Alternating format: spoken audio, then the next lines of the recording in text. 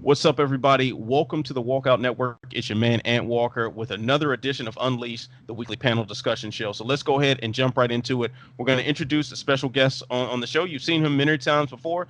We were partners on the long-running Trenches live chat show for ShareDog.com. He is still with ShareDog.com. He is interviewing everybody that you've ever heard of constantly. I'm very sick of seeing his updates. Anyway, introducing this guy who Captain Credential, Jason Burgos. Jason, what do you want?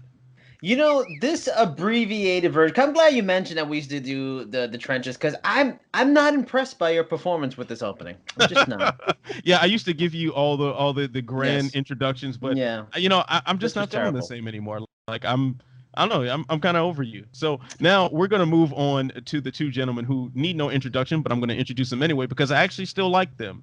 Wow. First is the jack of all trades who's mastered them all. He is the senior editor of ShareDog.com. My good friend Ben Duffy. Ben, what's going on? Hey, I'm doing real well, man. I'm just glad that I escaped without the Burgos treatment. So, I'm just happy to be here. Your day is coming, Ben. My day is coming. Early demotions are coming.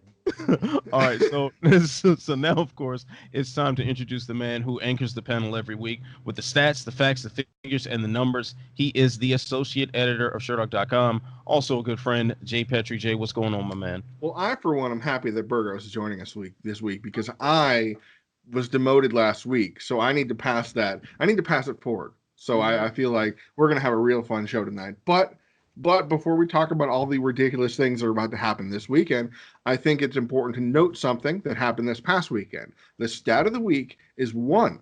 Jessica Andrade is the first female fighter, the first one to win fights in the UFC in 3 different weight classes. Started at bantamweight, dropped down to strawweight because there was no flyweight, became the champion, did a few things here and there, and moved up to flyweight to win. So now she has won fights in 3 divisions. Jessica Andrade, way to go. Absolutely. That is an underrated stat right there. So now let's go ahead and jump right into it. We're gonna dive right into the main event before we start talking about what the implications of Andrade's win are. Brian Ortega had a fantastic performance in a very dominant decision over one Korean zombie. Now, let's just go ahead and throw this out on the table. Swing or miss, Jason. Do you think Ortega is going to hold that featherweight belt in 2021?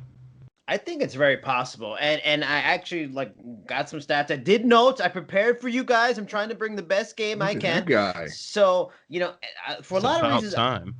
You know what? Don't make me get rid of the stats and just already off to a bad start already, Anthony. You're making me regret this move already. Damn it. It's like an old married couple on here. Seriously. Nothing but love. But I think I feel strongly that he has a real chance that this could be possible because one, love the jab in this fight. The one move that isn't used enough in MMA is a great jab, distance finder. I love that throughout the fight with Cris Cyborg, but fascinating stats in the fight. He landed 59% of his significant strikes over 214 attempts. That's a hell of a percentage for significant strikes for that many strikes. One, in general, he landed 118 of 199 strikes from distance, which shows you play the distance game, work in the jab, long range game. I think against a guy like Volkanovski could be very interesting. Even though Volkanovski has the reach advantage, which is nuts at his size, for his style, his height, and everything, I think that could be interesting. He had 22 shots to the body, another smart, strategic, very well-rounded striker. And this is on top of the amazing grappling he already has. Everybody kind of forgets now, but when he fought Holloway, that was sort of like featherweights Khabib and Ferguson. That was the 2 best featherweights, at least to me, by far. That was the fight everyone wanted to see. But the question was he immature? Was he maybe not smart to the game? Yeah, he lost, but he came back. He grew. He evolved. He came back as a better fighter this time around, and just showing that he is the talent mentally and physically. We kind of all wondered if he really is, and I think he's putting it together. The dude is still young, and I think it's extremely possible he could be wearing featherweight gold next year. You know what, fellas? You brought up something, Jason, that I want to stick to a little bit longer here. No, I don't want you to use any of my stuff. Get away from my stuff. Okay. Jason has now been demoted to what's your rank now? What are you like a janitor or something now? Probably, yeah. Coal miner. Coal miner Burgos here. So the pivot that you mentioned earlier about the long layoff, and that was a talking point that we had last week when we were trying to decide like who we thought was going to win this fight. That layoff is pretty significant, and to see him emerge almost like an entirely different fighter, just totally brand new with this absolutely new striking game. Fellas, did we just witness one of the best, I guess, technical rebrands after a layoff that we've seen in the sport? Jay, Yes. tell them what I told you, Jay. Tell them. Oh, about him changing camps and Henry Gracie is the only one left in his camp, and how it's not how well it's interesting because I'm confused about what happened with Brian Ortega because he's working with the same gym, but but he's changed all his coaches and he's not training somewhere else. So I think that he's bringing maybe I'm missing something, but I thought that he's bringing the name whatever he's training with him. For how his training camp went. Basically, okay, let's back up. The whole point is he threw everything away besides Henry Gracie and a couple of things. Henry Gracie, of course, got COVID and was unable to be in his corner this week. But I think that I want to touch on something that Mr. Burgos, he didn't steal any thunder, but just to kind of follow up on some stat game, Korean Zombie is, for all that we picture him, isn't all that hittable. There are only a few guys in his career that have really outstruck him. And, you can probably name them, like Jose Aldo. Maybe Bermudez had the advantage, but what happened? Korean Zombie starched him. George Roop, I think, lit him up before the head kick. But it takes a lot to be able to land on him. And Brian Ortega doubled up Korean Zombie. That in itself was the most shocking thing. I would never I almost feel like I need to prematurely eat some crow about this, in that I would never have said that, this fight's going to go 5 rounds. First of all, I didn't think it was going to go 5 rounds. And that of the two people, Brian Ortega would have the significant striking advantage. No way. Not at all. Even if Ortega had presented the threat of the takedown, which was very possible, he wouldn't be able to get it there because despite that he has the threat of the takedown, historically, Brian Ortega has a very low takedown accuracy percentage rate. He'll try, but he'll only get you down in an advantageous position. He'll jump to a guillotine guard, a standing guillotine to get you somewhere, that kind of thing. So this Brian Ortega is really interesting to me, but I'm not sold on him yet. I need to see this. I need to see another performance from him to really see that. And that sucks because his next opponent is the champion, Alexander Volkanovski, who was the champion for a reason. I mean, the guy outstruck one of them. I think he actually has the most landed strikes in UFC history, Max Holloway, and Alexander Volkanovski outstruck him in both fights. Regardless of how we think who won, Volkanovski had the striking total advantage in significant strikes and otherwise. So I would love to see Ortega versus Yair Rodriguez. I'd love to see Ortega against another top opponent to really see where he is in the top of the division, but he's screwed. He has the name. He used to have the look. Maybe he'll grow it back soon. But he's in a pickle that he's only going to get top fights from here. He's got the Edson Barboza effect. We talked about this previously. He's not going to get an easy fight, ever. And that's real tough for him. But I'm going to actually miss that he's the champion next year. Ben, so let me throw this one in your court here now. 2 questions. One, do you think that Ortega should take another fight before getting slotted into a title shot? And when that title shot comes, if Dana's word is going to hold true that he is the next guy in line, do you favor his chances against Volkanovski? Well, should is a tricky word here. It would probably be in his best interest, but it's not going to happen. So why even discuss it? And there are 2 problems. One is that obviously he came back. He has the name. He has the marketability and the eyeball test. I alone among the panel last week said I didn't think Russ was going to affect him. I thought I said win or lose, he's going to be as good as a Brian Ortega as he was before. I did not think he would be a better Brian Ortega than we ever saw. I think we just saw one of the more remarkable mid-career reinventions of a top-level fighter in the history of the sport. But yeah, he's getting Volkanovski next. I don't know yet whether I think he'll beat Volkanovski or not. I'm trying to get rid of like my recency bias and just my chase the shiny new thing, because he looked so good, and I'm already like thinking about how that matches up with Volkanovski and all the little tricks that Volkanovski brought into play to really be able to keep up with Holloway and keep Holloway from really starting to roll downhill on him like and do Holloway things. I'm already thinking about how that matches up. I'm gonna give this a miss just because I don't want to undersell how impressive Alexander Volkanovski has been over the last 2 years. But once I watch a little tape and let other people, put like little hype worms in my head, I might change that. But as of right now, I'm going to give that a miss. I think Brian Ortega fights for, but does not win a featherweight title in 2021. Ben, that was such a political answer. I'm very tempted to write you in instead of Kanye on the ballot coming in a couple of weeks. But let's move along now to more discussion about Jessica Andrade, who, as Jay mentioned in the stat of the week, is now the only female fighter in UFC history to have wins in 3 different weight classes. Do we think she punched her ticket to a flyweight title shot by not knocking out Katlyn Chookagian? I have to feel that there's no other option. I think even clearer than Ortega getting the shot against Volkanovski, I think was what Jessica Andrade did to Katlyn Chookagian. Let's remember, the only person to ever finish Katlyn Chookagian, Valentina Shevchenko. And she did that recently. And she did that in Houston, at a place that I seem to recall seeing happen before my eyes and go, oh my God, there's levels to this game, and then there's levels to this game. And, this is a situation I've talked about in the show many times, that former champions seem to anecdotally, and probably if you look it up statistically, have a much shorter track to the next and all subsequent title shots. Anthony Pettis is probably 2 good wins away from a title shot. And you know where Anthony Pettis lies in his division. You know what I mean? Anthony Pettis is a couple wins away from skipping Leon Edwards, just in terms of being a former champion.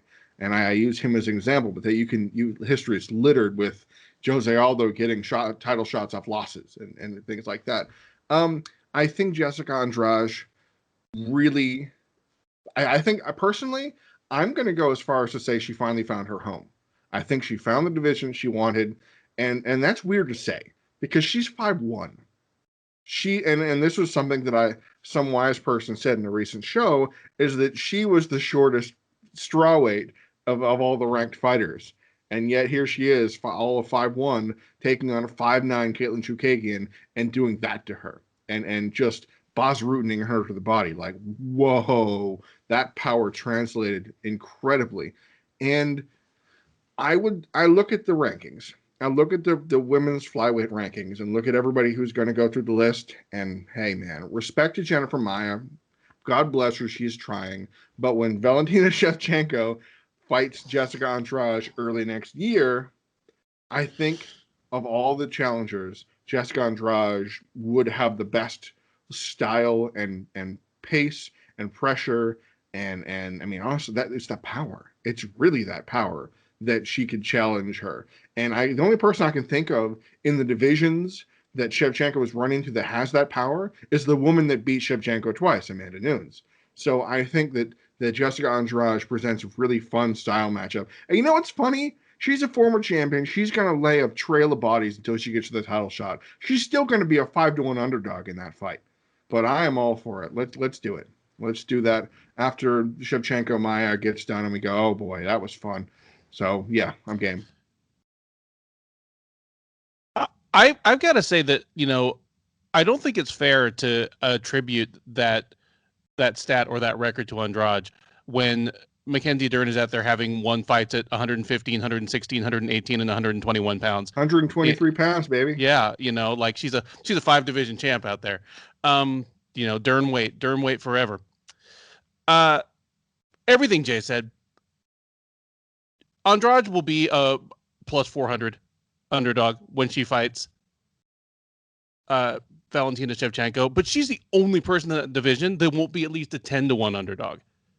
And this doesn't feel premature to me. The reason so many top strawweights are moving up is because they see that the path to a title shot is so much shorter in that division. It's depleted. It was brand new, just like a blanket of new fallen snow 2 years ago, and now it has got Val's bloody footprints all over it. If you haven't already lost to Val and you can win a fight in that division, go get you some. That's the reality of it right now. And in Andrade's case, it doesn't feel forced. She is a former champ from the division below, but she's also fought at the division above. So even when she fought Chikagian, there was no question of whether her power would carry over. I mean, she was throwing around bantamweights like a little fun-size Incredible Hulk 3 years ago. She beat a top 10 contender, and if anything, beat her just as convincingly as Shevchenko did. In a different way. The optics were different, but she destroyed her and answered the question of whether she was going to be able to apply that power to one of the tallest, rangiest flyweights in the division, which Shevchenko certainly will be when they get in the cage. She'll be the much taller, much longer woman. I want to see it. Shevchenko will be a righteous, overwhelming favorite. She's going to be until she loses. So just, line up the next person, line up the next interesting one, and that's Jessica Andrade. Give her the title shot. Allow me to point out real quick a couple brief things. Jennifer Maia is getting a title shot off one win, by the way, and it's a first round submission to I believe she was number 6, maybe number 5 or 6 Joanne Calderwood. Well, Jessica Andrade just folded the current number 1 ranked flyweight. I mean, quite honestly, this feels like the best case scenario for the UFC as far as matchmaking Shevchenko goes. I mean, Andrade, former champion, someone who has a fan-friendly style, someone who at least you could throw in a commercial and say, this woman has a chance to knock her out. Like, we at least have that puncher's chance that you can put in a bottle and sell. And quite frankly, maybe it isn't just a puncher's chance when you look at her track record and what she's been able to do to previous opponents. So Jason, I'll throw it to you, and I have a feeling that you're kind of in agreement with the rest of us on the panel here. Is this the move that puts Andrade in front of Shevchenko for a title shot? I think the best way to answer it and to not piggyback everybody, just list the people behind Chookagian and Maia. Cynthia Calvillo, she beat Jessica Ai, but Jessica Ai's ranking at the time was questionable, and she didn't dominate. It wasn't overly impressive. Lauren Murphy, Jessica Ai, Joanne Calderwood, Roxanne Modafferi, Vivian Araujo, Barbara. Is anyone in that group saying, God, I can't wait to see them fight Valentina Shevchenko? Probably not. Probably not even for the diehards or the casuals. She just checks off too many of the boxes. Interesting fighter, talented fighter, former champion, and she has legit name value because she beat, as weird as it was, she beat one of the more popular female fighters in the promotion, in the sport, in Rose Namajunas. So it just makes too many sense on a marketing level, on a competition level, and even a fight interest level. I can't see how she would not get this title shot next. All right. Well, I mean, might as well just keep the topic of conversation on dominant female champions in the most seamless transition in the history of the Walkout Network. Cris Cyborg absolutely annihilated Arlene Blencowe over, I would say the weekend, but it was actually Thursday night. This happened at Bellator 249. Fellas, do we see her losing at all in Bellator? And I see the head shaking. So I guess maybe we can have a brief conversation on why she's not going to lose in Bellator, at least with the current roster that's before her. Can I make I have various notes for all these questions, and my only note for that question is if she fights a man, yes. Please don't start like the Cyborg versus Triple G conversations to piggyback off of Ronda versus Floyd. Versus Cyborg. Come on, let's see it. Pitbull versus Cyborg. I mean, unless they send her to Ryzen and have some sort of a funky match that's going on there. Look, the Bellator women's featherweight division, there's a few issues there. Kind of like how the UFC had a bantamweight division and a strawweight division, and Jessica Andrade had to drop 20 pounds to get to the other division. Bellator has that same situation, except for Bellator doesn't have a bantamweight division. So there's 20 pounds that separate Ilima McFarlane and the rest of that group there to jump up to fight any of those featherweights. So there is no division hopping. You don't want to see Alejandro Lara get up there. That would be really sad for a lot of people, I'm sure. Could you imagine Heather Hardy stepping up to 145? Ain't going to happen. But the problem with the division, most of all, is that almost every fighter that is on the roster has about a 500 Bellator record. So these are fighters that are struggling to get by other Bellator fighters pre-Cyborg. And MMA math works wonders. Yes. But, Amber Leibrock is a fighter that some people have wins over. Respect to Amber Leibrock. She was a top 15 featherweight for some reason for a while, but she's a sub 500 fighter. She's 3-4. Now, they're just not. I don't know. I look at the list. I can picture them all. I've seen them all fight, and there's not. What can somebody bring to the table that Julia Budd didn't? Julia Budd had the best chance just by her being able to match Cris Cyborg strength for strength, and we know what happened there. She didn't. She couldn't, and there's no amount of training that's going to make that rematch any sexier. As bad as of a blowout as their first fight was, I think a rematch with Leslie Smith is probably the toughest fight they have for her. That or Kat Zingano, and that's not. I think she punches out Kat Zingano or Amanda Bell in the first round. I think just Leslie Smith's toughness, where she protested the fight being stopped when she lost half of one of her ears, is I think she's the only person who makes it to the second round against Cyborg. Yeah, I'm fully on board with that, Ben. What Kat Zingano has done in some of her big fights. I mean, aside from the Miesha Tate fight and the Amanda Nunes fight, she did rise to the occasion and overcame the moment. But we haven't really seen that from her for a long time, and we've seen her more just kind of fumble the ball, at the most crucial moments. Now, I don't think that's going to play out very well to her favor. I mean, her advantage at bantamweight was her athleticism. I think against Cyborg, that's a totally negated thing. And then on the other hand, you have Leslie Smith, who no matter what is ready for a dogfight. So that just seems like the best case scenario, even if it's probably not the best case scenario for Leslie. I mean, certainly a friend of the show here. Just from my personal feelings toward her, I would not like to see that fight happen.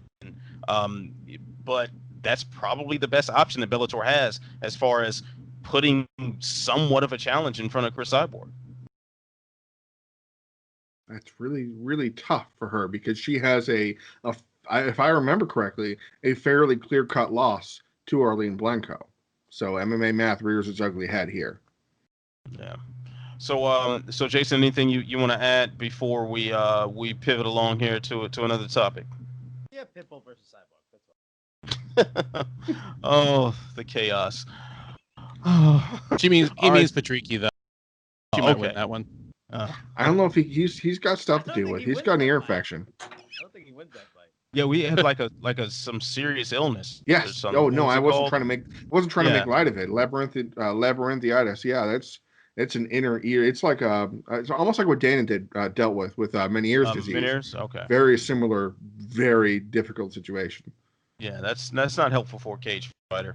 No. All right, so gentlemen, now let's move on to the Eating Crow segment. This is where we grab our seasoning salt, we grab our black pepper, perhaps a little garlic to season the crow that we are about to eat for getting some sort of predictions wrong over the weekend. Now, we'll start with our special guest, Jason. What made you put up that plate of crow and have a bite this week? I mean, in general, I sucked ass pretty big on my staff picks. So, I mean, this was just one of the suckery. I was going to say, I could come up with some for him if he had any trouble, but yeah. But one sample appetizer of my suckery was Thomas Almeida, because when looking at his record and stuff like that, his history, I was like, okay, this guy's lost bad sometimes, but to good fighters. He lost to Rob Font, very good fight. He lost to 2017 to Jimmy Rivera. That was a really good fighter. And Cody Garbrandt. These are top fighters. He's only 29. So I was like, okay, maybe, the competition level comes back a little bit. Nothing against Jonathan Martinez or anything like that. Maybe, he's not fighting elite. He's only 29. He's, evolved his game a little bit, revised the mistakes, fixed the holes. And no, he looks like the Thomas Almeida we've seen the last couple of years. So I was fooled by you, Thomas. I will not be fooled by you again. No matter who you fight in the next fight, I will be picking against you, Thomas. All right, Jay, switch over to you now. What is your eating crow for the week? There's a lot of reasons to bust the 5 spice and all the rest. Man, I feel like I'm probably going to have to eat the most crow for the main event, in that I expected a very distinctive outcome. Now it's different for me, for all of us, for the Sherdog picking, in that we'll pick winners or losers and we go with that. When it comes to main events and the Sherdog pick'ems, we also pick a way a fighter wins the fight.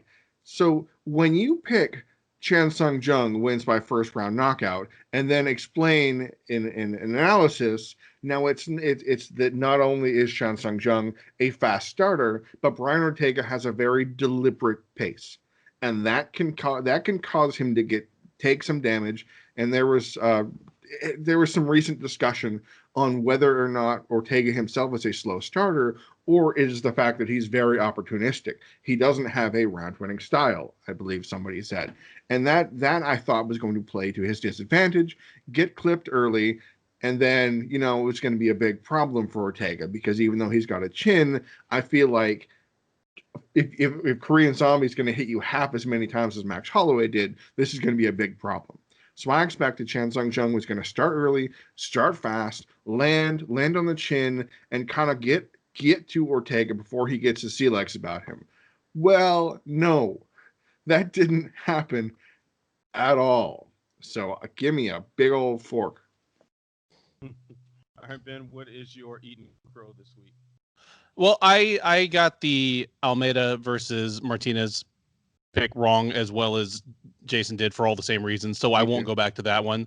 But I picked Mateusz Gamrot versus Guram Kutateladze wrong, and I wasn't dead wrong. I said both of these guys are UFC material. They both have a future in the octagon, but Kutateladze is being brought in to be the other guy for a 2-division KSW champ, one of the best looking continental Europe prospects to come over to the UFC this relatively early in his career. Yeah, he's a handsome guy. I didn't mean that way, but yes, he's very handsome, very handsome. But no, Kutateladze looked fantastic. And as soon as I saw Khamzat Chimaev, his teammate, like just sitting next to Dana and grinning at his performance, I was like, oh, they got me again. It's another All-Stars guy who came up through Brave CF, and they're just taking over the UFC right now. Yeah, I was wrong, but Gamrot is not, like, he's not trash. He'll be back. I don't know whether either of these guys is a future contender, just because they're both jumping into lightweight, which, with the possible exception of welterweight, is the hardest division to break into the top 10. But they're both going to stick on roster. These are both octagon quality guys. I just picked the actual outcome of the fight wrong. Fair enough there. So I actually am in the same boat with everybody as far as the Thomas Almeida pick. Then on top of that, for sure, the Korean Zombie and Brian Ortega fight, I was way off. Way off. So definitely some crow there. But I'm going to take my eating crow from the world of boxing. I was one of the many people who thought Lomachenko was going to find himself victorious over the weekend against Lopez, and clearly that was not the case. Or maybe not clearly.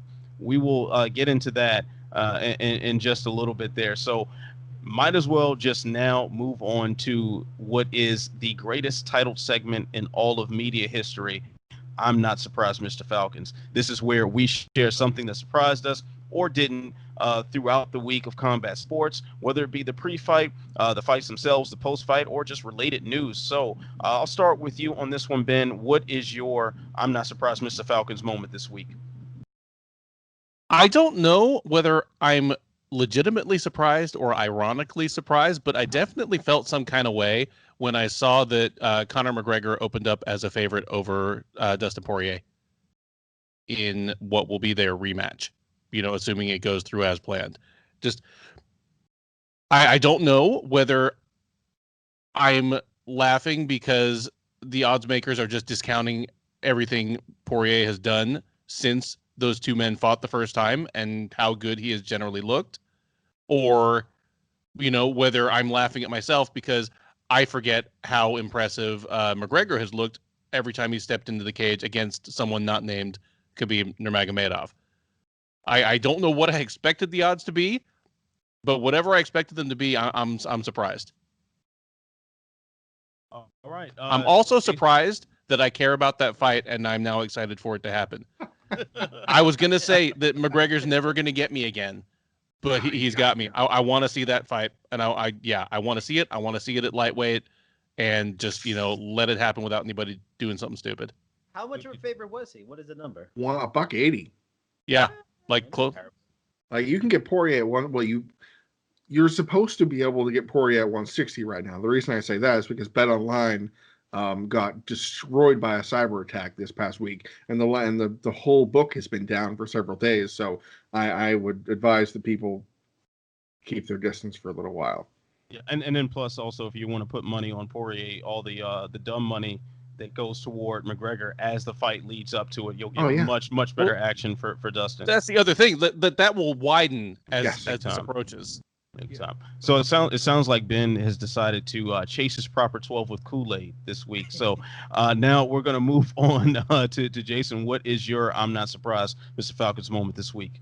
I have one for both. I have something surprised and not surprised. I was surprised. My surprise is just Lomachenko's performance for the first 6 rounds. I was the same way. I thought this was going to be a boxing clinic. I mean, not that I'm anywhere near the avid fan of boxing I was, but I've watched Lomachenko. I watched a little bit of Lopez before the fight, and I thought he was just going to school him. So, and especially for that elite level athlete, we all talk about, all these people talk about Lomachenko's mind as much as his physicality, that he finally said, yeah, this guy's pretty fast and I'm losing a bunch of rounds. I need to just go forward. For him to finally click in, yeah, this isn't working anymore. Halfway through the fight was stunning. And then once he clicked over, it can be argued he won the second half of the fight. And that's stunning from a pound for pound level fighter with the experience and age advantage, all that kind of stuff he had over Lopez. That surprised you. The thing that didn't surprise me is I think I might be in the minority here. I may be the only one that did pick Ortega.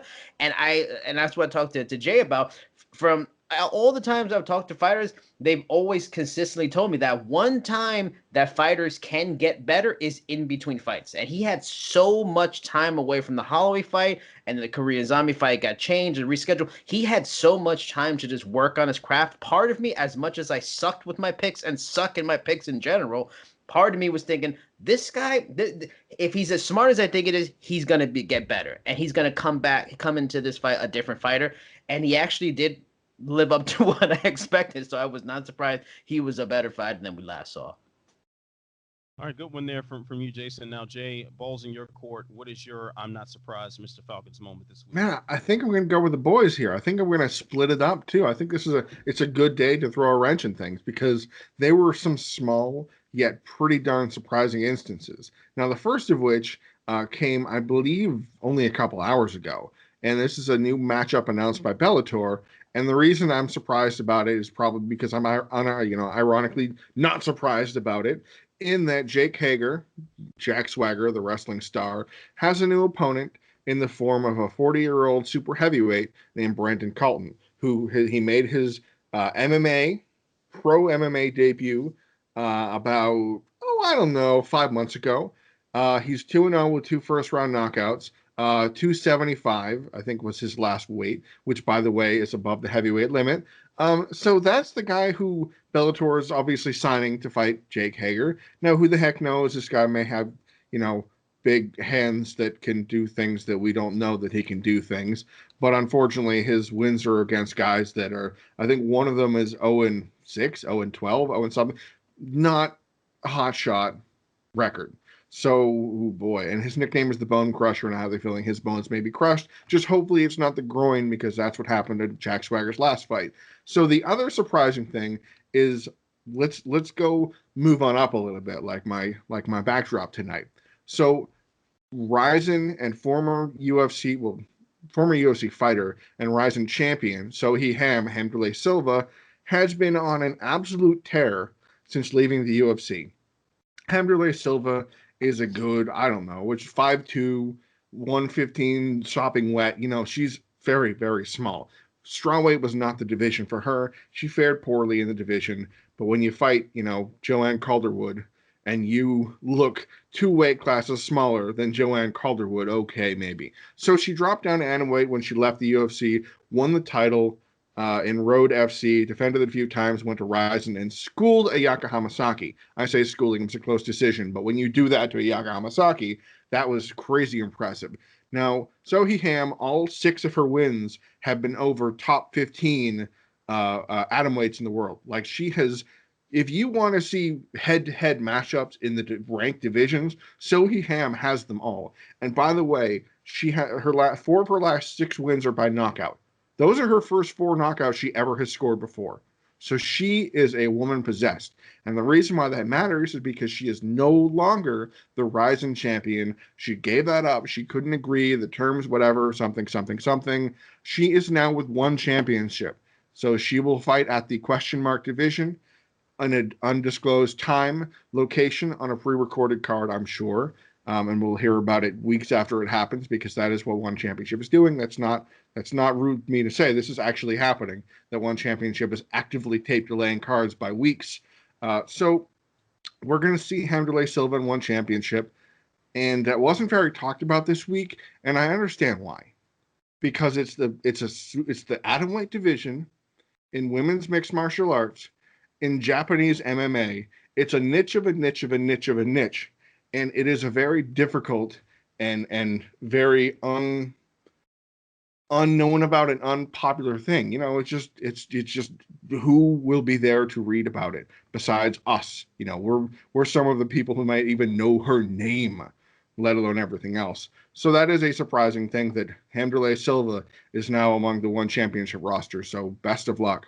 She's probably fighting Angela Lee right now, and we'll find out 6 weeks from now that she won with an illegal slam. I would assume so. Let's do the suplex, baby. Yeah, we can at least look forward to the Instagram post to make us think that she's in training camp right now. So those are so good. Check that out. Those are so good.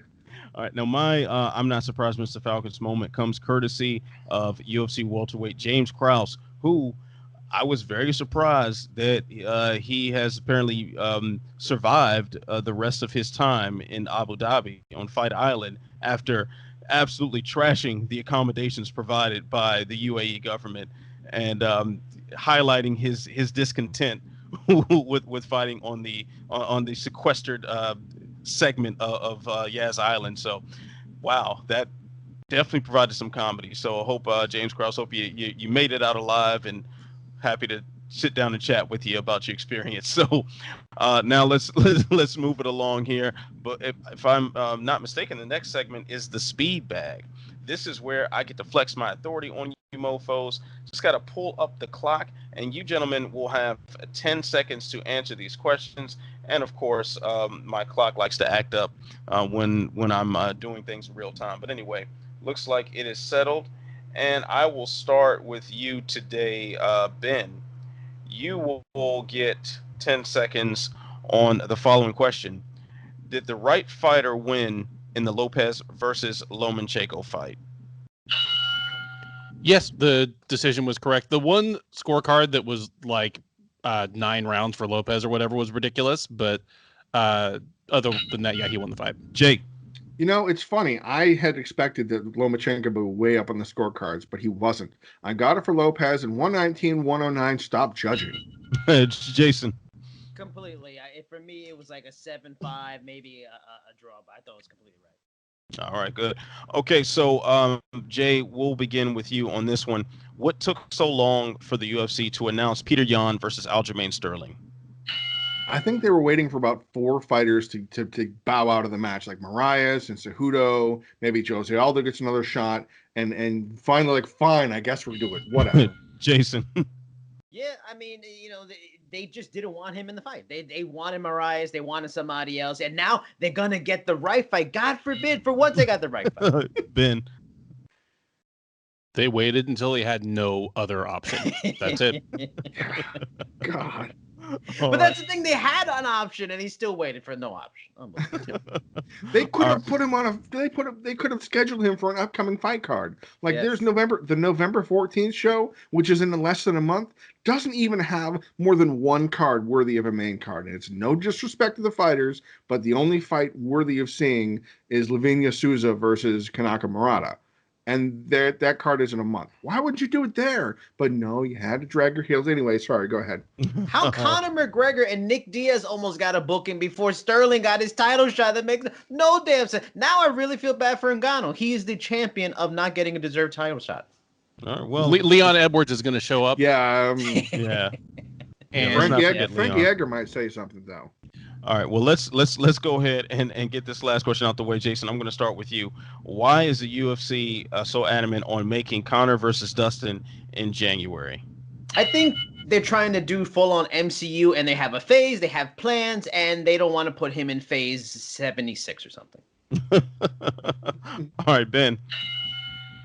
I don't know why. I can't explain the move. I can't explain the timing, but I'm not that mad at it. All right. And Jay.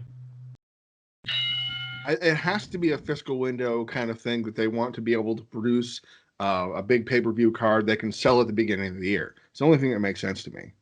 All right. Okay, gentlemen, so now it is time for me to change the clock over to 30 seconds, and I will answer all three questions in succession. The clock will start after I finish reading the first question. So, number one, did the right fighter win in the Lopez versus Lomachenko fight? Yes, I believe the right guy won. Can't agree with that 119-110 scorecard. I wasn't live scoring it as I was watching. I was just trying to chill, watch it more as a fan. But I thought Lopez won that last round and clearly won the first half. So there's that. Now, as far as Jan versus Sterling, they did this because this is it. Like, Sterling is the only man left now. And the UFC making Conor versus Dustin in January is all about ESPN. They run the show now. So there's your answer. Ooh, that was smooth and sexy, just the way I do it here on the Walkout Network. I love that Burgos is making a very distinct point and his microphone is muted. Well, I'm glad his microphone is muted. Point. You cheated. I saw you look at the clock. We don't get to look at a clock, Anthony. Sure, you can. You don't look at the clock? I don't see a clock on your computer. Yeah, nope, you don't have. I do it all here. It's all feeling, Anthony. Oh, no wonder you get. Well, no one went over. Yeah. Yeah. That explains it all. Burgos is such a jerk. All right. Takes a jerk to no one. Well, thank you. Okay, you're welcome. All right. All right. So let's go ahead and talk about what we really want to talk about, and that's UFC 254. This looks to be the end of the residency in Abu Dhabi at Fight Island.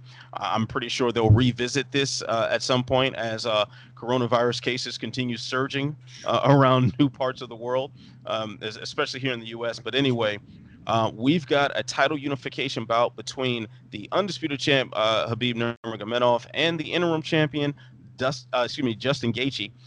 Other than the absolute top fights on the card, give me one fight each, guys, that you're really looking forward to. Jay, I will begin with you. What's one that you want to highlight here? I was extremely pumped to see the debut of Umar Nurmagomedov against Sergey Morozov. But did you see the staph infection that Nurmagomedov has? Okay, you remember Kevin Randleman. It's not that bad, but it's getting there. So I'm glad that fight's off. Unfortunately, it's very sad because it was a great fight. I'm going to go even earlier on the prelims. I have been a Casey Kenny fan since the Tachi Palace days. I know he's going to go the distance, and that's all right because it's going to be entertaining all the way through. High pace, high intensity. He's like, you can make all your connections. I'm trying to think of a fighter in the past, like an energetic John Dodson, in that he's just always going and back and forth. He's going to be doing something before Dodson had his thing where he stopped throwing strikes. Anyway, I think Casey Kenny versus Nathaniel Wood is a really fun bantamweight clash. I'm really excited to see what Casey Kenny can bring to the table, having just destroyed a rib cage. I don't know, what was it, about 2 weeks ago? I don't know. It was the beginning of October. Haile Alatong, he smashed up that guy for rib cage and put footprints on it, like a Crow Cop fight. And I really think this is going to be a battle of strikes.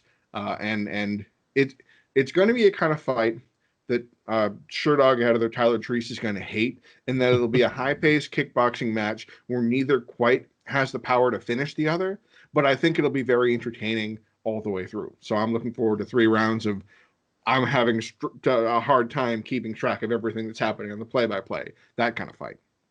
All right. Jason, what's one that you want to highlight from the whole card? I got Makhachev versus Dos Anjos, just because Makhachev is one of the bigger prospects in the division. He's had a great run in the UFC, but this is like the real test, the litmus test if you are a guy that has the capability. Dos Anjos has COVID, sorry. Oh! Well, I would have been interested if it happened. It's not. Oh. It's all right. That actually came across better for dramatic effect. So Ben, I had to. You can pick another fight, Burgos, like Stefan Struve and Taco. Actually, that's the one I was going to pick, but which is fine. But I actually just want to relish in the disappointed look on Jason's face, because that just makes me happy to see you unhappy, Jason. When did he get COVID? Because it's still on the damn UFC site. You got to go to Sherdog for that. They're giving him the Daniel. There's this site called Sherdog that they have a pretty good team of people that give you the most up to date matchups. God forbid I trust the site of the promotion putting on the fights. How dare I do it ever? I wish. I've learned my lesson. Well, I've learned not to trust Sherdog. So hey,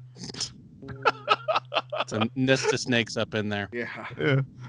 Oh man, a lot of racist cops. But anyway, Ben, what is one fight that you want to highlight from 254? I'm excited to see Liana Jojua take on Miranda Maverick. I still believe in Jojua. She got mauled by Sarah Morris in her UFC debut, but that was at bantamweight. Jojua is a flyweight, and Morris missed weight. So, I mean, she looked a weight class and a half bigger than her. And we've just had a pretty lengthy conversation about how quick the track can be to a title shot in the women's flyweight division if you win a couple fights. So I'm excited to see that one, because I'm also excited for Miranda Maverick. She has a little bit of that Jessica Andrade energy, where she's just this short little tank and she has skills like Andrade does, but they all run off of her physicality.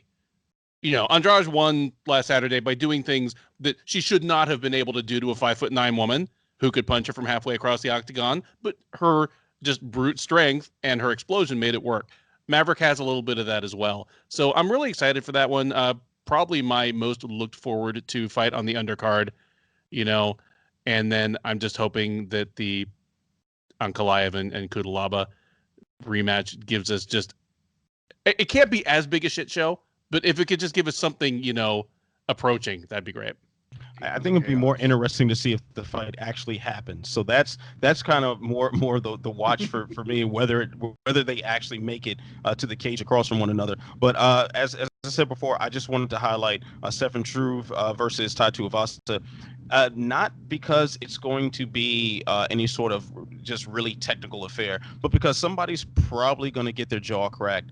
It's probably going to be a really sloppy affair, and it's just a matter of whether or not Struve fights with his length, which is something that we've only seen like a few times. If that's the case, Tuivasa gets plastered. But if he doesn't, good Lord, Struve is going to have some flashbacks to the Mark Hunt days. So either way, we'll be entertained, and our thirst for blood will be quenched by that bout. So now, gentlemen, it's time to touch on what our trenches throwback for the week in the Who You Got segment. Jason, I'm going to start with you. We got a heavyweight scrap between Alex Volkov and Walt Harris on the main card. Who you got?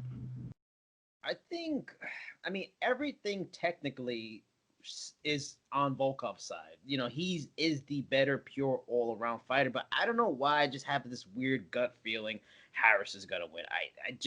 He's big, he's pretty athletic, powerful striker like a lot of heavyweights. I can't explain why. I think Volkov should win. There's really no reason Volkov shouldn't. But I just got a sense Walt Harris is gonna knock him out like in the second round or something. All right. Jay, who you got? I see this playing out a lot like when Volkov fought Roy Nelson, in that he's going to be so aware and cognizant of this guy could murder me, and I need to make sure not to be anywhere close. That I think is going to be a little too cautious, but it's going to be Volkov actually has 3-inch reach on Walt Harris, so I believe he's going to use every inch of that and more, staying back behind the jab, it may very well, if there were fans in the audience, they may boo his performance in Volkov because he'll be circling around, because Walt Harris, for all of his skills and whatnot, I believe he's 13-8-1. All 13 of his wins are by knockout, is the point I was more trying to get at. So he's a one speed or bust kind of guy. And Volkov, while he can theoretically, people can say he's chinny, the Derek Lewis thing was the Derek Lewis. That's a Derek Lewisism. I don't believe that Walt Harris would be able to emulate that. So I think it could be a predictable workmanlike. It'll be a workmanlike decision is what I believe it will be described as. Ben, who you got? Not only are all of Walt Harris's 13 wins by knockout, 11 of them are in the first round, and the other 2 are in the second round. I think this looks like the Derek Lewis fight minus the last 30 seconds. Like, I think Volkov just wins a straightforward, not very pretty, but definitive decision. Yeah, I'm kind of back and forth with this one, because I definitely can see a world where Walt Harris just sparks him like as soon as this starts, but I think Volkov is just going to play it much smarter than that. Also, we're in Abu Dhabi with a bigger cage. He'll have more room to move. He'll have more room to work. And for that reason, I think he outpoints him. It's probably not going to be the most exciting thing you've ever seen in your life. But Volkov should get the job done by decision.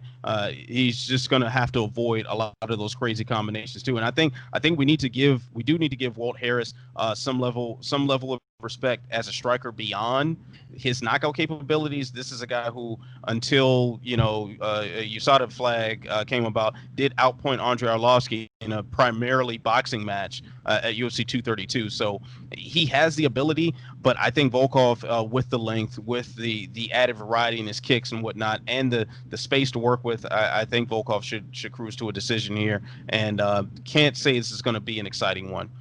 All right, so now, Jason, I'll start with you again here. The middleweight would probably will be a title eliminator between the former champ Rob Whittaker and Jarrett Cannonier. Who you got?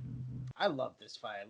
And even though he's a bit of a weirdo, like, Cannonier's story is just fascinating, and the up and down and coming down this division. But I feel like this is just a bridge too far. Like, I just feel like Robert Whittaker showed me a lot in that Darren Till fight. Like, I had my questions. Just about his health in general going into the Adesanya fight, and he really showed a lot against Darren Till, who I think is going to be a top guy at middleweight for years to come. And the performance he put on, technically, toughness, heart, like, I just feel like there's a fire rekindling in him. He wants that Adesanya rematch so badly. I just think he's just a level above Cannonier. No disrespect to him, but Jared Cannonier, you're not Robert Whittaker, man. Robert Whittaker's going to get that W. All right. Jay, who you got? The only way I see Cannonier getting his hand raised is if he uses a leg kicks to hobble a guy who has clear and historic knee issues. I think if Cannonier can get off several leg kicks in the first 2 or 3 minutes to really set the tone, then Whittaker may have to adjust. But otherwise, this is going to sound weird. I think Whittaker is going to get it done with his takedown game. I don't think he's. I understand that he has the ability to go strike for strike with this guy, but I feel like he might be at a power disadvantage. And even though he's gone face to face, nose to nose with Joe Romero 2 different times and been on baby deer legs more times than we can count, I think that he'll take the path to least resistance. Now, Jared Cannonier, his takedown and defense rate is about 50%. I can't remember anybody clearer than Jan Blachowicz, of all people, really working him over. I mean, he did all kinds of things. He knocked him down. He beat him up. But I think that Whittaker fights smart because his fight IQ has always been one of his better attributes. I think that explosion first explosion may work against Whittaker because Whittaker is very burst heavy. You picture when he fought Darren Till, he'd be lolling, bang, bang, bang, bang, bang, and then he'd go back and kind of recoil a little bit to get everything going. So I think that Whittaker is going to have to be smart that this is a really dangerous fight for him. That I'm with Burgos, and then it may be a little almost too early if you think about it, because Cannonier's only had 3 fights in the division, but the Jack Hermanson one kind of lifted it into that. If you think of other fighters that kind of lifted them into that territory where they ain't going to get easy fights anymore. Barboza, Brian Ortega, they're like, well, I guess you're fighting the best guys forever now. So Cannonier is going to have his hands full. Whittaker's going to have to be careful. But yeah, of all the things, I think the takedown's going to win it for Whittaker. Jay, Ben, who you got? I have Whittaker as well, and I think this is a very dangerous fight for him in the same way that Jason and Jay both seem to think.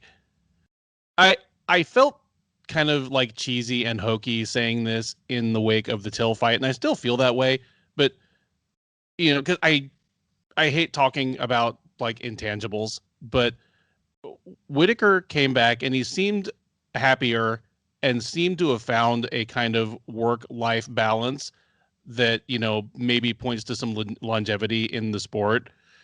That's all I really needed to see from Robert Whittaker. I still believe in Whittaker, which is not to say I would favor him to beat Adesanya, who appears to be a generational talent. But Whittaker's still got a lot left in him, and I don't think Cannonier is on his level. It is crazy to think that 6-7 years ago, Cannonier was a 235-pound heavyweight fighting up in Alaska, and Whittaker was a welterweight who seemed to hit his weight cut, even though he wasn't a huge welterweight. And now they're kind of meeting in the middle. Cannonier is that rare case that he has retained all that power. His straight record doesn't really reflect how much it seems to back people up when he hits them, or how daunted they are when he puts his hands on them, whether at light heavyweight or now at middleweight. That's a dangerous thing for Whittaker. Jay mentioned the leg kick thing. If only Cannonier had a history of being able to hurt people with leg kicks. Does he? I forget. And that certainly is a frightening prospect. But at the end of the day, I do think Whittaker is smart enough to take the path of least resistance. His takedown game has always been an underrated part of his skill set, and Cannonier might find that out the hard way. You know what? I think I'm going to have to jump out on a limb here and dissent from the panel. I want to pick Cannonier in this. My mind says I should be looking toward Robert Whittaker for the win here. He is clearly the more skilled fighter. He's got the better resume. He checks all the boxes on paper. I just still see some bad habits like he still displayed in the Darren Till fight. One is that Darren Till, for all the hype he gets, I don't think is as high of a level as he's been told, like the way they tell us he is. I still think he's a very unproven commodity. So I wasn't really sure what to make of that fight, and then for that fight to be so close, to be this sort of back and forth, and then to still see Robert Whittaker, who's always been a blitzing style striker. It seemed to be very informed by his previous life in karate and hapkido. He just runs forward with a few strikes, but man, he lays that chin straight up when he does it, and he was doing it all over that Till fight. That chin straight up in the air as he's blitzing with those strikes. He should win this fight, but Jared Cannonier just seems like one of the last people at middleweight, regardless of skill, that you should be sticking your chin up at and running toward. It just the level of power that he has, and then on top of that, the level of belief that he has in himself, the sort of thing that elevates people beyond what their skills and athletic capabilities tend to be. And we're talking about a guy who, while he's not as skilled as Robert Whittaker, pretty damn skilled.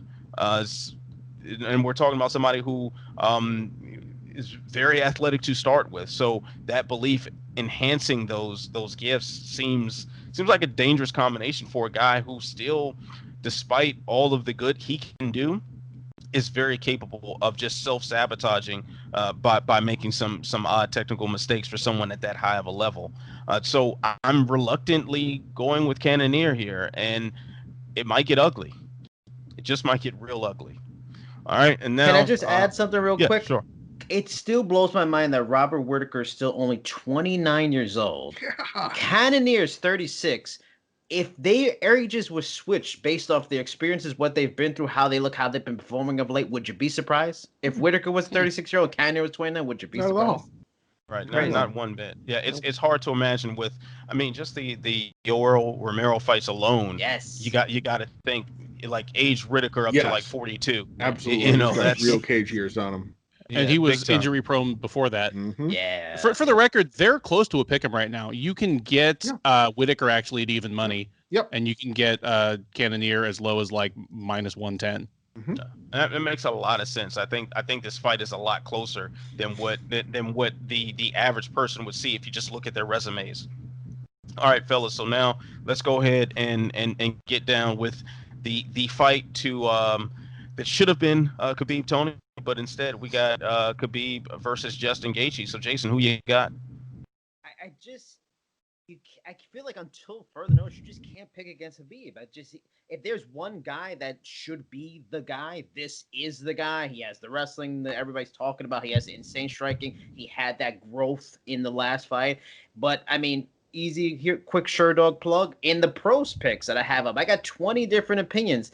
12 were for Khabib, 5 for Gaethje, and 3 were undecided. So even the fighters still are going with. I mean, a lot of guys were like, "Oh yeah, man, Gaethje has a wrestling. He's good and everything like that." But with the dude like Khabib, until you have someone that really can take him to the limit, until you have that Carlos Condit on GSP kick, until you have Chael Sonnen take Anderson down, and you feel like, whoa, like a fear put in your heart. I can't bet against Khabib, even against a guy as talented and evolved and smarter than ever as Gaethje. I gotta go with Khabib. All right, Jay, who you got? This is going to sound like blasphemy, and I'm okay with it. I believe that Justin Gaethje is the most dangerous striker that Khabib has faced. And I say that knowing that Khabib has last fought Dustin Poirier, Conor McGregor, Ali Quinta, who is an incredibly talented technical boxer, and Edson Barboza. I believe that what Justin Gaethje brings to the table is such a varied and interesting attack that I think that, like Burgos, that if there's the guy, this is the guy. And it harkens back almost to a Jessica Andrade, Valentina Shevchenko, in that I can see the path to victory. And I say that also knowing that I fully expected the path to victory this past week was going to be Korean Zombie pushing his way through, and that there's no way Brian Ortega is going to be able to make it 5 rounds, let alone have the cardio to do so. So that being said, knowing that my pick and my analysis is total garbage, I do believe that Justin Gaethje presents some really interesting and dangerous looks. One of the things I know is that Khabib, for all of his skills and whatnot, tends to leave his lead leg out very far. And he does so. He can set up the takedowns, get something going that way.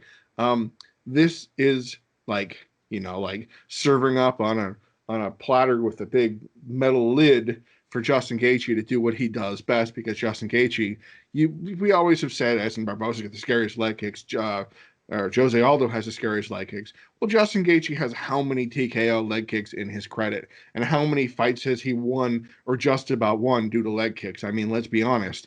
The Dustin Poirier fight almost could have been stopped by the times he put Poirier into the danger zone with the leg kicks. Poirier came back and finished him.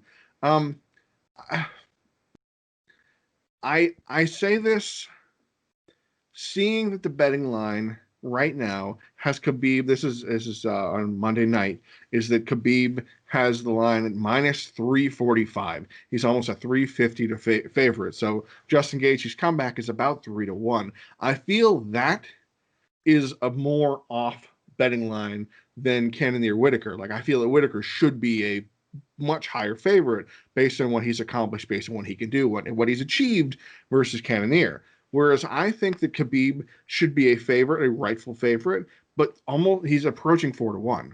Like Tuesday, we could have a 4-1, 5-1 favorite. The line is just going crazy for Khabib, and I understand it. I mean, like, he's going to take Justin Gaethje down. There's no two ways about it. The only way it doesn't happen is if he does what he did to James Vick or Edson Barboza and lamps them before they can get their best thing going. Because Khabib, we can look back and see that he's only really been hit hard once by Michael Johnson, and what do we say? He got He got caught in that the guillotine from Dustin Poirier is about the most dangerous things that have happened to him. I think that Justin Gaethje is the most dangerous guy all around that Khabib can face. Khabib by decision. All right, Ben, who you got? Jay said everything that I really wanted to say in lavish detail and with eloquent diction. But this is it. Justin Gaethje is the most dangerous opponent that Khabib will have faced in his UFC career. He is, relatively speaking, the guy whose style is probably best built to beat Khabib. He brings a set of unique weapons. And I say this even over Ferguson. I like Gaethje better in this fight against Khabib than I would have liked Tony Ferguson, even if it had been made any of the first 4 times or any of the 4 times they tried to make it. Like, this is the guy. And there's not another person in the lightweight division I can see right now that's going to get into the title picture before Khabib retires. So unless he steps up and fights GSP at 165 or 170 or whatever, this is his greatest chance to pick up an L before he heads back to Dagestan and just enjoys the rest of his life with his family and with his team. Having said that, I think Khabib has got this one, and I think it's going to look easier than we think it is. I just don't think even Gaethje is on that level. He has avenues to victory. He could start sawing off that front leg. I don't think we're actually going to see it happen in the cage. You know what? It's very difficult to pick against Khabib Nurmagomedov with his undefeated record, with the quality of wins that he's had in the last several years. It's very difficult to pick against him, and I'm just not going to do it today. I think he's going to get it done. But one thing for sure, we're going to know very quickly whether or not our predictions are right, because this is not going to be a back and forth battle. Someone is going to get steamrolled. It's either going to be Khabib doing what Khabib does, or he's going to shoot in for a takedown. Gaethje is going to deny him, or he's going to land a leg kick, and the look on Khabib's face is going to change. And at that point, we know something different is about to happen. We know exactly who's going to win. So I don't think it's possible for any sort of question marks to be had on the scorecards or just in the minds of fans at all on this one. Gaethje also, I think when you're talking about the leg kicks, one of the last things you want to do to a grappler of the caliber of Khabib is leave that leg out. I could even see Khabib baiting him more with sticking that leg out further, giving him more of a reason to throw that kick. And you know what, the way Khabib grapples, if he just touches you in the slightest bit, he's got enough of a handle to dominate you from there on out. This is going to be one-way traffic either way, but the smart money is on Khabib because the smart money always is. And please, Adonis, let me keep my headphones. Thank you, buddy. Who's Adonis's pick? Who's Adonis picking? Adonis has more of a Khabib vibe about him. He's Adonis is like, it's going to end up being Chandler unrelenting. versus Gaethje. Once like Khabib, someone in this corner gets COVID, it'll be Chandler versus Gaethje for the interim title. That's right. You tell him. Buddy? I just like how Anthony keeps disappearing into the fire. Yeah, and I'm enjoying this. The camera prefers Adonis I over know. you, Anthony. I can't blame him. I just watched the season finale of Lovecraft Country, so this is freaking me out. Like, the sun is there, the father's going back to the fire. Like, oh, yeah, exactly. Adonis, can you say Uncle Burgos? No, he would not say any terrible things like that. Can you say private first class credential? All right, so I think he has decided that the show is over. So the show's got to be over. Thank you to Jason, who, despite how terrible I treat him, is a very good friend and somebody I enjoy working with. So thanks for jumping on the show once again. Adonis is getting revenge from me right now, so it's perfectly fine. Well, thank you. Thank you. Thank you, Adonis. All right. And of course, you know where to find Jason, Ben, and Jay, you can find them all on sherdog.com. You check them out for fight picks or staff picks and whatnot. You can find my work on the Body Lock. We'll be doing a preview video for that. So stay tuned to the Body Lock's YouTube channel. And also, I got some work coming up for Karate Combat, which is the latest place that you can find some of my work. So check that out too soon as well. When this is over with, I'll continue transcribing an interview. That's going to be my first for Jason, for Ben, for Jay, and for Adonis. I'm Ant Walker. You know what you got to do: like, subscribe, share, tell a friend to tell a friend, tell that friend to tell 10 more friends. Stay beautiful, stay positive, and by all means, stay sexy. I'll see you when I see you. Peace.